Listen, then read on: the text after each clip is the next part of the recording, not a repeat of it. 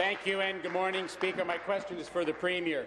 Yesterday, MPPs had the opportunity to give Northern Ontario an important voice in the decision-making process.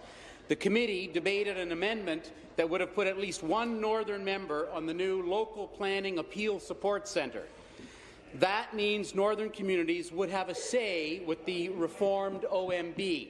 Unfortunately, the Liberal-dominated committee, led by the member for Northumberland-Quinte West, Lou Rinaldi, voted it down. Why does the government continually shut Northern Ontario out? Why did the member of Northumberland-Quinte West and the Liberal-dominated committee deny the North an opportunity to have their voices heard?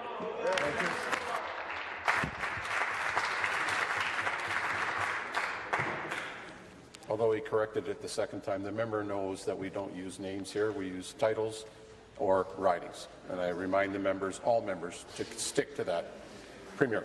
Minister of Municipal Affairs. Well, Speaker, thank you very much. I want to thank the member for the question. I found out this morning about this particular amendment that was proposed by the PCs in discussions with my staff about how yesterday's committee hearing went.